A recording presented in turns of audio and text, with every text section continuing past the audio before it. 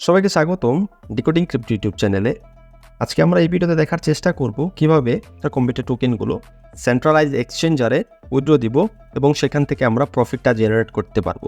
তাছাড়া যাদের multiple account আছে তারা কিভাবে আমরা আমাদের টোকেনগুলো কোনো সমস্যা ছাড়াই ইজিলি উইথড্র দিব এবং আমরা কিভাবে অনচেনে ক্লেম করব সেই সবগুলো প্রসেস কিন্তু আজকের এই ভিডিওতে আমি কভার করার চেষ্টা করব।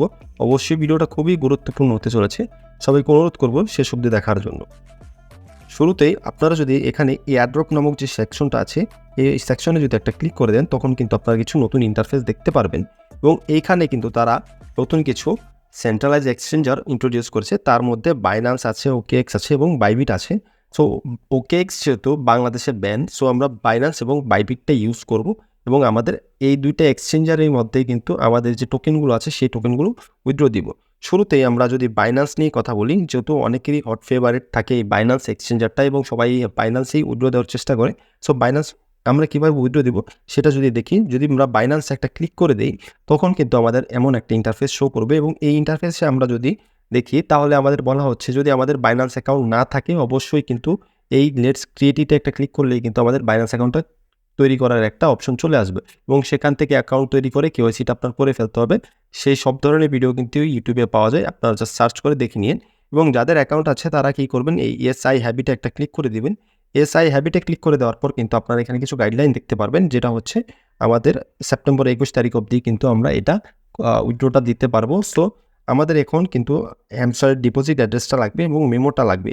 এই দুইটা জিনিস আমরা কোথায় পাবো সেটা আমরা বাইন্যান্স এক্সচেঞ্জারে গিয়ে দেখতে পারবো। যদি আমরা বাইন্যান্স এক্সচেঞ্জারে যাই তখন আমরা এমন একটা ইন্টারফেস দেখতে পারি।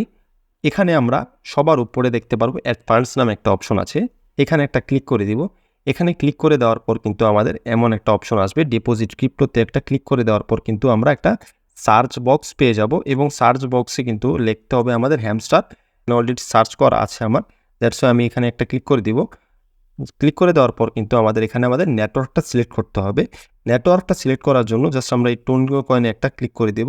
টোন কয়েনে ক্লিক করে দেওয়ার পর কিন্তু আমাদের এখানে আমাদের ডিপোজিট অ্যাড্রেসটা এবং আমাদের মেমোটা শো করছে। এখানে একটা ক্লিক করলে কিন্তু এটা কপি হয়ে যাবে এবং মেমোটা কপি করার জন্য এখানে একটা ক্লিক করতে হবে। যেহেতু সবাই এখন বাইন্যান্স উইথড্র দেওয়ার চেষ্টা করছে, দ্যাটস হয় এটা কিন্তু একটু সমস্যা আছে এবং ব্লক চেনটা এখন কনজেস্টেড দেখাচ্ছে, যার কারণে আমাদের একটু উইথড্র দিতে সমস্যা হচ্ছে। আমি সবাইকে সাজেশন দিই যে অবশ্যই কোনো একটা আপডেট আসলে সেটা সেটেল ডাউন দিতে হয়। সেটেল ডাউন হওয়ার পর যদি আপনি কাজটা করেন তখন কিন্তু আপনি ইজিলি এবং স্মুথলি কিন্তু কাজটা সম্পন্ন হয়ে যাবে। সো 21 তারিখের আগে অনেক সময় আছে আমাদের, আমরা 1-2 দিন পর আমরা উইথড্রটা দেবো এবং উইথড্রটা দেওয়ার জন্য কিন্তু আমাদের শুরুতেই আমাদের এই যে অ্যাড্রেসটা আছে সেটা কপি করে নিতে হবে এবং এটা যদি আমি কপি করে নিই তখন আপনারা ডিরেক্ট চলে যাবেন আপনাদের অ্যাকাউন্টে হ্যামস্টার কম্পিউটার। তখন এখানে দেখতে পারবেন ডিপোজিট অ্যাড্রেসটা পেস্ট করার একটা অপশন আছে। জাস্ট এখানে আপনারা আপনাদের অ্যাড্রেসটা যেটা কপি করে নিয়েছেন সেটা কিন্তু এখানে পেস্ট করে দিবেন। পেস্ট করে দেওয়ার পর আপনারা এখানে আপনাদের মেমোটা দিতে হবে। মেমোটা কিন্তু খুবই গুরুত্বপূর্ণ, অবশ্যই মেমোটা কপি করে এনে এখানে বসিয়ে দিবেন এবং আপনারা কিন্তু বারবারই চেক করে নেবেন এগুলো ঠিক আছে কিনা। যদি ভুল হয় তখন কিন্তু আপনারা এই উইথড্র করা যে টোকেনগুলো আছে সেটা কিন্তু পাবেন না বাইন্যান্সে এবং আলটিমেটলি সেল দিয়ে প্রফিটটাও পাবেন না।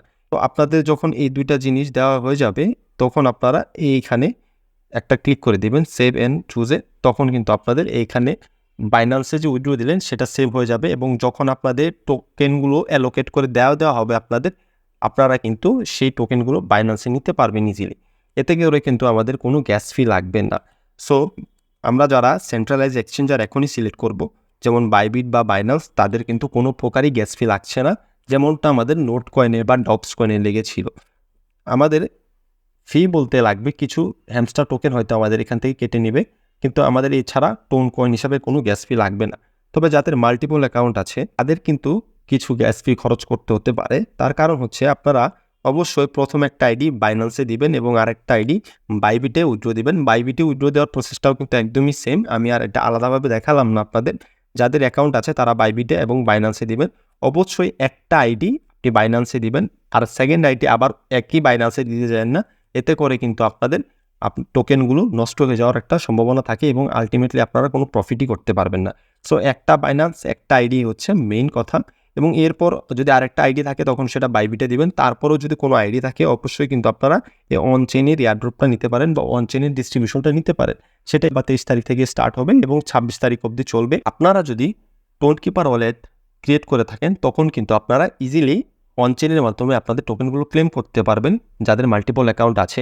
এবং টোন কিপার থেকে কিন্তু আপনাদের বাইন্যান্সে পাঠাতে হলে কিছু গ্যাস ফি লাগবে, সেটা হচ্ছে টোন কয়েন গ্যাস ফি লাগে আপনাদের। আপনি যদি আপনার মাল্টিপল অ্যাকাউন্টের টোকেনগুলো টোন কিপারে ক্লেম করেন এবং আপনার কাছে একাধিক টোন কিপার থাকে, সেই টোন কিপারে যে কয়েনগুলো আছে সেই একাধিক কয়েনগুলো কিন্তু আপনি যে কোনো একটা এক্সচেঞ্জারও দিতে পারবেন, এতে করে কিন্তু কোনো সমস্যা হবে না। তার কারণ হচ্ছে একাধিক টোন কিপারের কিন্তু একাধিক অ্যাড্রেস হয় এবং সেই অ্যাড্রেসগুলো কিন্তু ভিন্ন ভিন্ন হয়। সে ভিন্ন হওয়ার কারণে কিন্তু আপনি ভিন্ন জায়গা থেকে কিন্তু একটি এক্সচেঞ্জারেই বারবার ডিপোজিট করছেন, সেটা কোনো সমস্যা হওয়ার কথা না। কিন্তু যদি আপনি একটি অ্যাড্রেসের একটি অ্যাকাউন্ট থেকেই বারবার একই বাইন্যান্সে বা একই যে কোনো বাইবিট এক্সচেঞ্জারে পাঠান, তখন কিন্তু আপনাদের সমস্যা হবে এবং আপনারা কিন্তু টোকেনটা পাবেন না।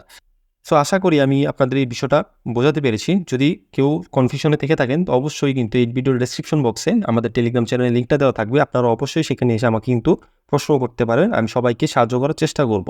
সো আজকের এই ভিডিওটা এই পর্যন্তই, দেখা হবে নতুন কোনো আরেকটা ভিডিওতে। সে পর্যন্ত ধন্যবাদ সবাইকে।